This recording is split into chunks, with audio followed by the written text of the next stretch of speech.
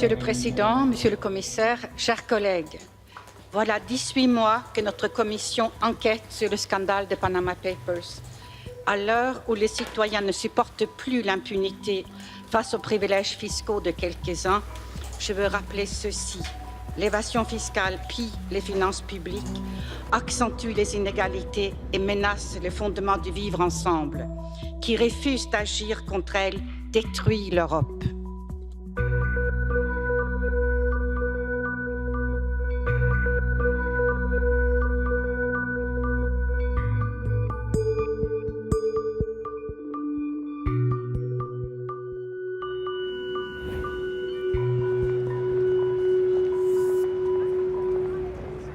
Fin novembre 2017, Bruxelles. Le Parlement européen est à l'offensive contre les multinationales, dont les géants du web, les fameux GAFA, Google, Amazon, Facebook, Apple. Ils réalisent des dizaines de milliards de dollars de résultats en Europe, mais ils y paient toujours très peu d'impôts. Lanceurs d'alerte, ONG et le consortium international de journalistes ont chiffré et prouvé les pratiques d'évasion fiscale des grandes entreprises. À chaque scandale, Eva Joly, au sein du groupe des Verts, a poussé pour qu'une commission d'enquête soit ouverte au sein de l'Union. 1 an d'enquête pour les LuxLeaks en 2013. Et aujourd'hui, alors que la commission d'enquête des Panama Papers clôt ses travaux, une autre tornade bouleverse l'agenda de la commission, les Paradise Papers. Des milliers de documents prouvent encore une fois l'énormité de la fraude en col blanc. La députée part à la rencontre de ceux qui ont révélé cette nouvelle affaire. Je voudrais remercier les journalistes pour le travail que vous avez fait. Vous êtes des citoyens européens. Vous êtes le service de renseignement au service des citoyens européens. Vous avez fait les enquêtes qu'on aurait aimé que les autorités fiscales fassent ou que les autorités des États membres fassent. Mais ça ne s'est pas produit. La corruption frappe à nouveau. D'après vous, les schémas que vous voyez, est-ce qu'ils ont la plupart du temps comme seul but de ne pas payer de taxes? Les journalistes du consortium, qui regroupe les meilleurs enquêteurs d'une centaine de journaux du monde entier, n'ont guère de mal à donner des exemples concrets. Les avocats d'Apple ont contacté un cabinet de juristes, les bureaux d'Appleby, dans 6 juridictions offshore, avec des questions comme « Pouvons-nous conduire nos activités de management dans vos juridictions sans être imposés si on est une compagnie irlandaise ? Quelles informations seront rendues publiques à propos de nos activités dans votre juridiction ?» Ça, c'est la démonstration de la manière dont apparemment Apple fait son shopping dans les paradis fiscaux. Eva Joly, en cette fin d'année, sait que les opinions publiques européennes commencent à s'agacer de voir d'énormes entreprises, dont les grands opérateurs du net, tricher tant qu'ils le peuvent. La députée a 2 obsessions. Rétablir une justice fiscale en France et protéger ceux qui lui en donnent les moyens, ces lanceurs d'alerte qui payent parfois de leur liberté ou de leur vie les révélations qu'ils publient. Eva Joly a elle-même été menacée et mise sous protection policière il y a de cela 25 ans, lorsqu'elle instruisait en tant que juge le plus gros scandale politico-financier et de détournement de fonds qui ait secoué la France. L'affaire Elf. Elle a tenu, envers et contre tout, et a fait tomber des têtes. Aux yeux des Français, la petite juge est devenue Madame Anticorruption. Super. C'est le procureur adjoint de Paris qui un jour me dit qu'il sait qu'il y a des menaces sérieuses sur ma tête et qu'il faut demander une protection. Les menaces, c'est d'abord de petits événements. C'est l'envoi de petits objets tout à fait désagréables, et puis des lettres, et donc jusqu'au jour où c'est clair que c'est sérieux. Il y a eu aussi le cambriolage de l'appartement où je vivais. Il y a eu le cambriolage de l'appartement de mon greffier. Il y a eu le cambriolage de mon bureau. Chez moi, ça a suscité une grande colère. 16 octobre 2017. C'est un jour sombre pour l'Europe. La journaliste blogueuse Daphne Caruana Galizia est assassinée à Malte, alors qu'elle dénonçait la corruption et le blanchiment d'argent dans ce petit pays européen. Sa famille a fait le voyage devant des eurodéputés émus qui lui rendent hommage et va en première ligne. Daphne Caruana n'aurait jamais dû mourir pour écrire quelque chose qui devrait être public. Et on voit combien notre lutte pour plus de transparence, combien elle est fondamentale. Savoir qu'aujourd'hui, à Malte, le Premier ministre, sa femme, a un compte panamien, et nous savons par un employé de banque qu'il y a 1 million de dollars dessus en provenance d'Azerbaïdjan. Mais c'est insupportable. Aucune enquête n'a été enclenchée. Et toutes les personnes qui devraient porter l'état de droit maltais ont démissionné.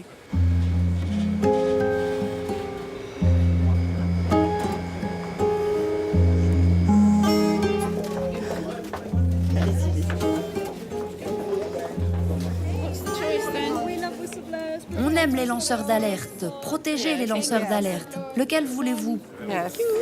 Thank you. En fait, on a 2 lanceurs d'alerte. Il y a Daphné et il y a Antoine.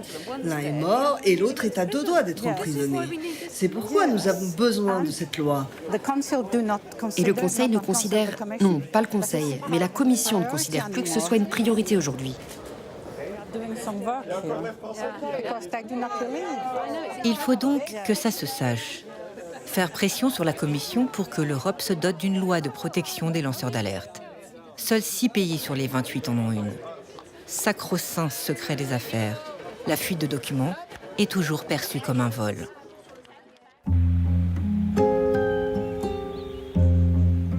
La petite ville d'Épinal cache justement un grand voleur.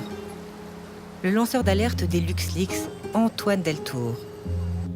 Employé au Luxembourg dans le grand cabinet d'audit PricewaterhouseCoopers, PwC, il copie et donne à la presse des documents ultra confidentiels relatant des centaines d'accords fiscaux entre le fisc luxembourgeois et les multinationales.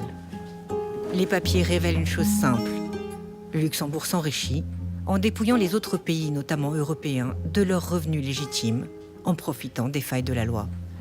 Moi, j'ai constaté dans mes fonctions, j'ai audité les comptes de structures qui payaient 3% de taux effectif d'imposition sur des centaines de millions d'euros qui étaient transférés de manière totalement artificielle au Luxembourg depuis des filiales qui ont une activité économique réelle, des filiales industrielles avec plein de salariés et qui payaient beaucoup moins d'impôts que ce qu'elles ne devraient. Mais le problème, c'est comment on tolère que ces pratiques soient légales. C'est pour ça que je pense que le problème est vraiment du côté du politique. On ne devrait pas permettre ces pratiques fiscales. Donc on devrait les rendre illégales. En ordre du jour, j'ai marqué quelques petits points. Donc il y a la journée du 9 janvier. Est-ce qu'on prévoit une mobilisation, un bus, un déplacement, un covoiturage ou je sais pas quoi?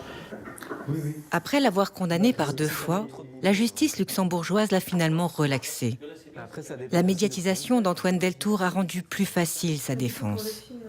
Et grâce à l'aide financière d'Anonyme, il a pu payer ses avocats. Tous les lanceurs d'alerte ne sont pas aussi bien lotis. Le petit comité de soutien continue donc naturellement à se réunir.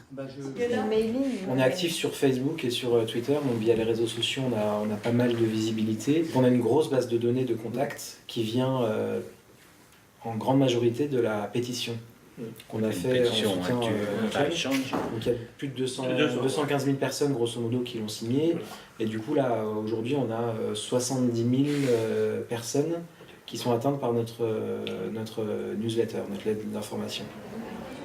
Ces petits comités de soutien se sont fédérés au niveau national. Le Salon des lanceurs d'alerte est un vrai relais d'opinion. C'est sa 3e édition et il y a du monde. C'est un rendez-vous qu'Eva Joly n'a jamais manqué. Ok, on dit bonjour à Voltuan qui dépose une de ses célèbres pancartes. Comment ça va? Ça va, je sais plus si on se fait la bise. Si, on se fait la bise. Bon. Ça va le boulot Oui, non mais moi c'est... sur un salon des lanceurs d'alerte comme ça, je me rends compte de la chance que j'ai eue. Bah oui, exactement, parce que la visibilité de cette affaire m'a conféré une très grande protection en fait. Oui, ça, c'est sûr. Et c'est vrai qu'en l'absence d'un dispositif légal de protection, la médiatisation et le soutien, un comité de soutien des ONG, etc., c'est extrêmement protecteur. Et c'est pour ça qu'il y a besoin d'une protection légale, parce que tous les lanceurs d'alerte actuellement ne bénéficient pas de cette visibilité. Mais c'est sûr. Donc je pense qu'on a exploité ta situation, si on peut dire, au mieux. J'en suis ravi. Dénoncer, lever le secret. Pour Eva, seule l'opinion publique peut pousser les politiques à changer les choses. Sa détermination suscite même des vocations. De mieux pour expliquer. Alors, je veux devenir avocate et m'occuper des lanceurs d'alerte, en fait. Ah oui. Voilà. J'ai soif de justice et j'y crois. Vous avez beaucoup participé à l'évolution de la justice française. Voilà. Enfin, pour moi, vous êtes mon mentor, en fait. Voilà. Donc, je voulais vous. Vous s'appelez comment? La première fois, Edwige. Edwige. En tout cas, merci pour tout ce que vous avez fait. Merci.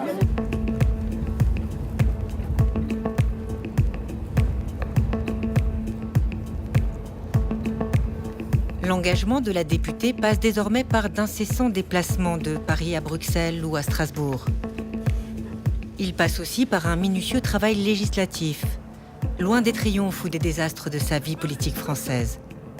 Elle avait emmené les Verts au sommet de leur popularité aux européennes de 2009, mais elle avait aussi sévèrement mordu la poussière à la présidentielle de 2012. Mais depuis que Madame Joly, née en Norvège, s'est installée en France, elle n'a jamais renoncé à ses combats pour la justice.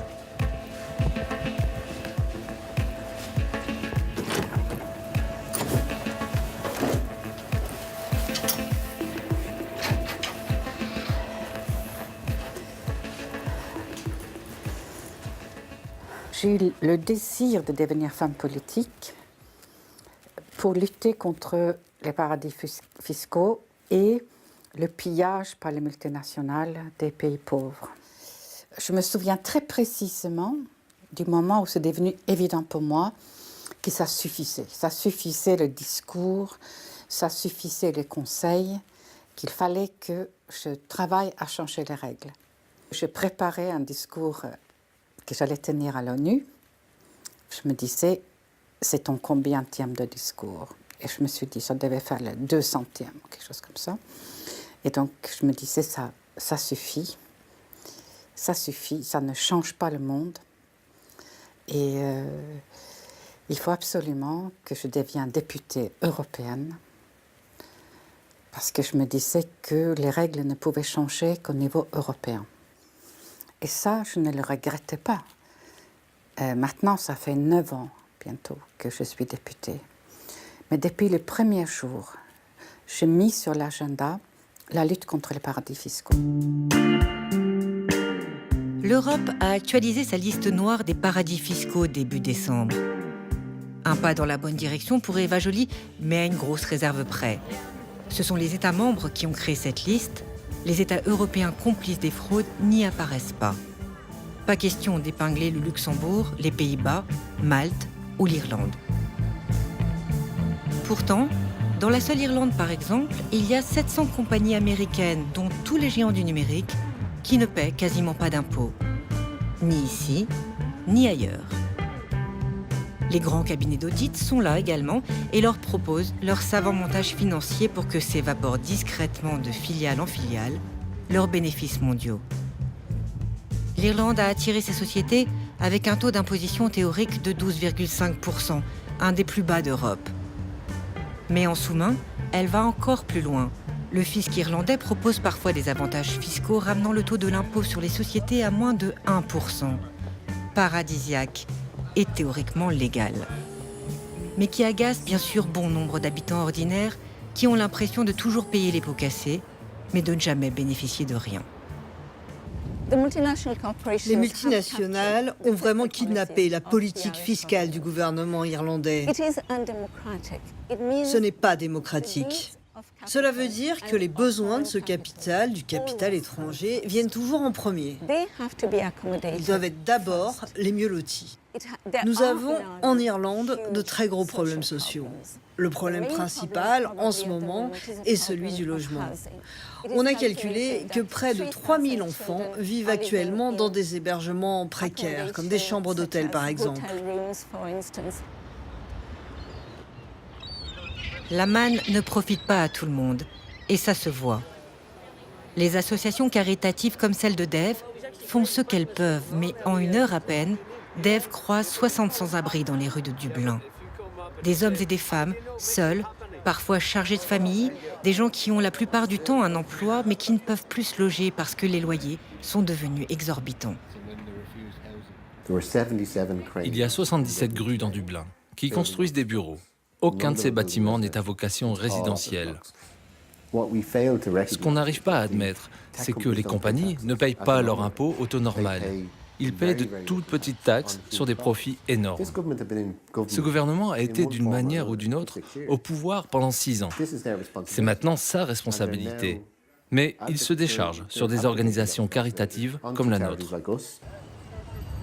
Mais la donne a changé. Partout, la multiplication des scandales a soulevé l'indignation de l'opinion publique. Et quand l'association Attac envahit le magasin parisien d'Apple, même les clients les plus accros ne remettent pas en cause la démarche de ces militants. Le problème est au niveau européen, le problème est au niveau des États, notamment l'Irlande et les Pays-Bas, qui sont un peu entre guillemets de mèche avec Apple. Ça leur ferait du bien que Apple soit dans leurs États parce qu'ils ont une fiscalité intéressante. Et tant qu'il n'y aura pas une uniformisation fiscale européenne, ça ne changera rien. Margrethe Vestager, la commissaire européenne à la concurrence, a pourtant réussi à coincer quelques grands profiteurs.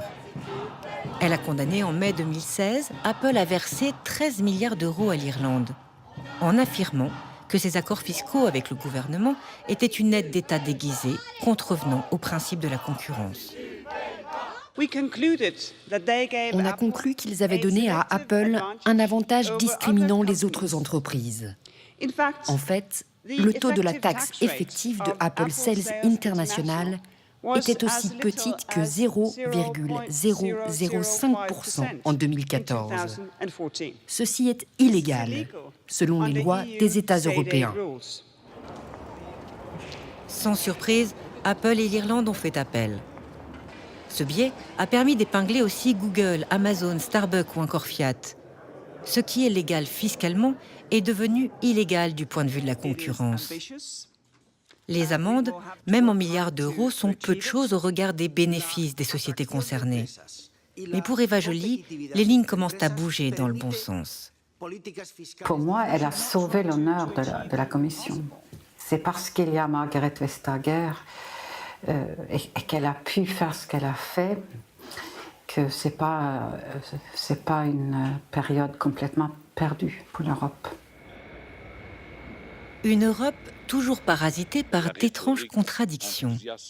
Son président, Jean-Claude Juncker, au pouvoir au Luxembourg pendant plus de 20 ans, est l'homme qui a permis à Amazon, Google, Apple ou Microsoft d'y faire leur gamme en optimisation fiscale européenne.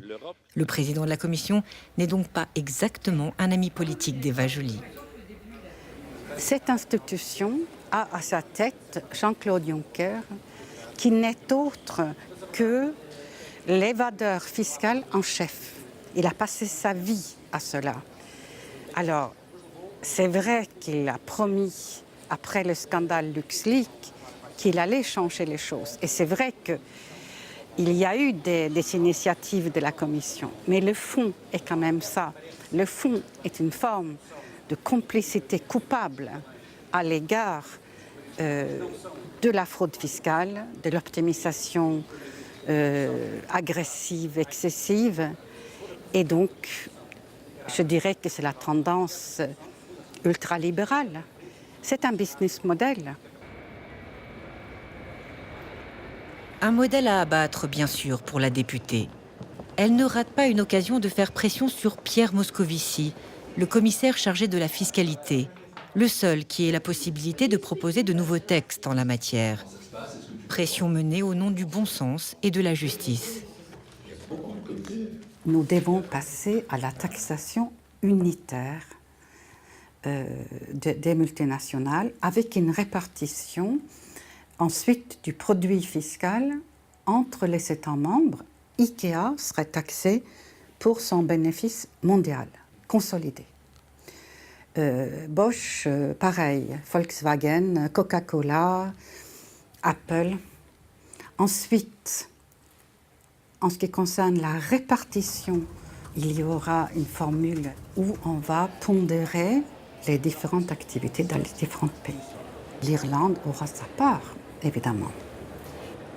Autrement dit, Apple paiera un impôt européen. Et le produit de cet impôt sera redistribué à chaque État membre au prorata du bénéfice effectivement réalisé par Apple dans chacun de ces États. Plus d'entourloupe possible pour loger les bénéfices dans des pays low cost. Cette idée, portée par le groupe d'Eva Joly, s'appelle CCCTB en anglais. L'assiette commune consolidée pour l'impôt sur les sociétés, ACCIS en français. Et le commissaire européen, en charge de la fiscalité, n'exprime aucune réserve à la porter jusqu'en séance publique.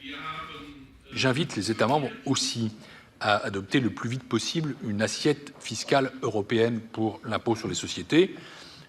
Avec la consolidation, ça permettra les transferts artificiels de bénéfices entre pays. L'ACCIS, c'est l'arme massive de lutte contre le profit shifting. A priori, le commissaire et la députée semblent plutôt d'accord. Mais le commissaire sait bien que toute réforme fiscale doit se prendre à l'unanimité des États membres. Unanimité qui relève du fantasme. Quand il s'agit d'argent, c'est chacun pour soi. Aucun État membre ne peut se voir imposer de faire quelque chose qui n'est pas en accord avec ses propres intérêts. On ne peut pas demander à un État de faire quelque chose avec lequel il n'est pas d'accord. Et nous ne sommes pas d'accord. La proposition actuelle de M. Moscovici et cette idée ACCIS rend notre position plus facile, parce que ça retire des impôts à l'Irlande et on ne devrait pas exiger cela d'aucun État membre.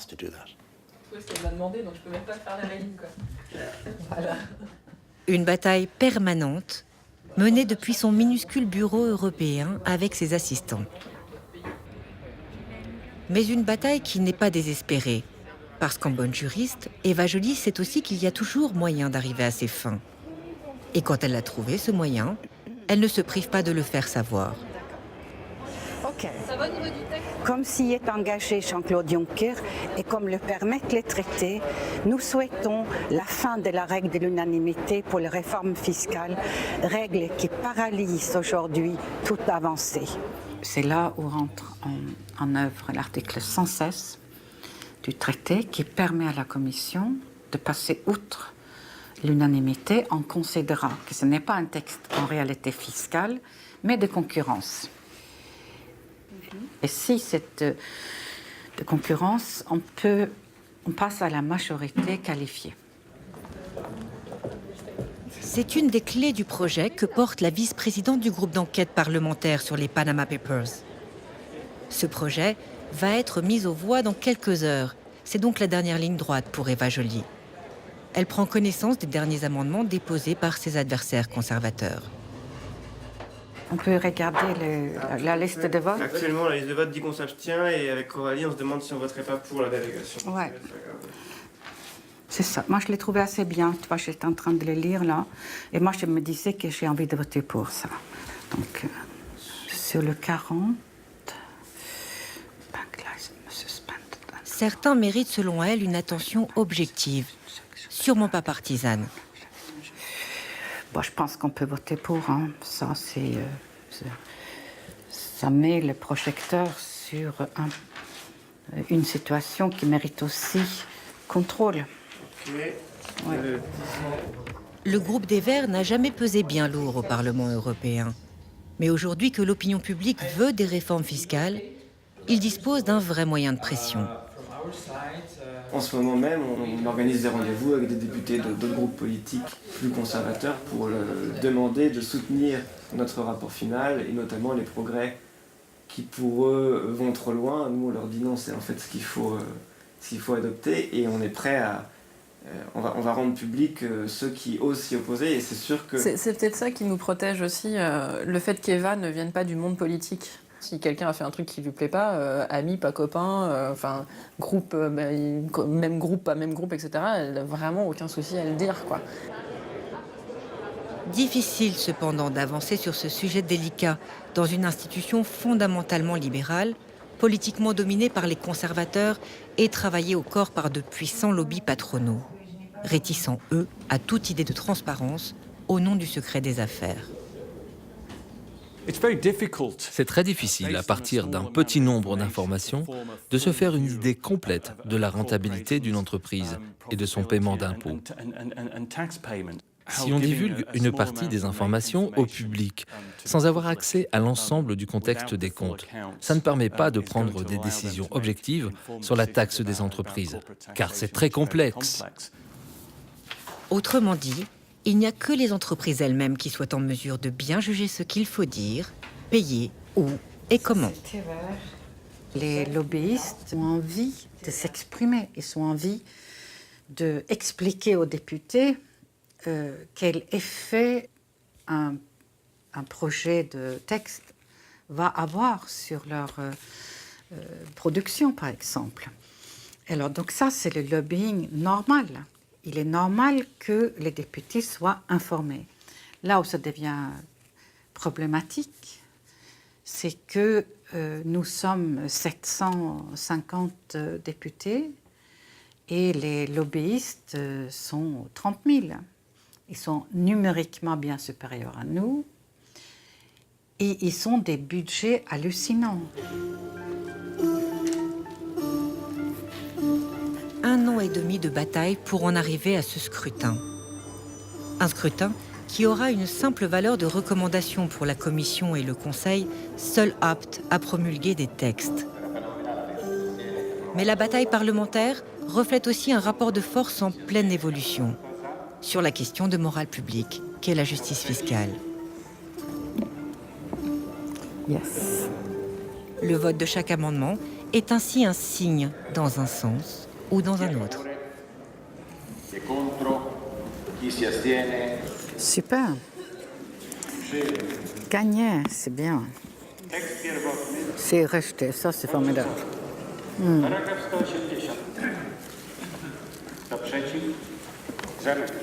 Oui, c'est bon, c'est gagné. Et là, c'est là où ça va se jouer. Le PPE, le vote en partie. Ah! Oh, à 2 voix.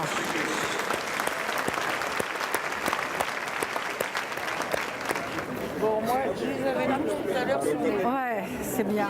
Nous avons gagné des choses importantes. On a gagné l'utilisation de l'article 116 pour contourner le blocage au Conseil. Le rapport a été voté avec une très grande majorité, 492 voix pour. Donc ça traduit un grand soutien pour l'ensemble du rapport. Nous avons perdu à 2 voix le taux effectif minimal à appliquer par tous les États membres. Mais c'est tellement proche que je pense qu'on continue un peu le combat et on va y arriver. Quand on perd un vote aussi important, où il y avait une aussi grande résistance, simplement avec 2 voix, ça veut dire que c'est encore possible.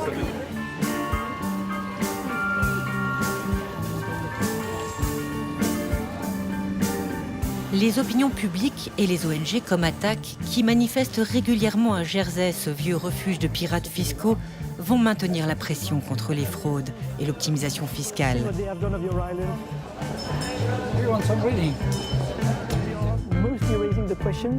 En avril, Pierre Moscovici, la Commission et le Conseil devraient arrêter leur position. Le chemin est encore long qui obligera Apple et les autres à payer leurs impôts en Europe, mais on en voit le bout. La justice fiscale qui se profile dans l'Union, Eva Joly aimerait qu'elle inspire d'autres parties du monde. Pour que l'Afrique, par exemple, se réapproprie elle aussi ses ressources fiscales, plutôt que de nourrir exil et nouveaux esclavages. Demain, Madame la députée reprendra donc sa croisade, sans doute au sein d'une nouvelle commission d'enquête sur les Paradise Papers. Pour que d'autres victoires en Europe continuent à nourrir de grands rêves de justice dans le monde.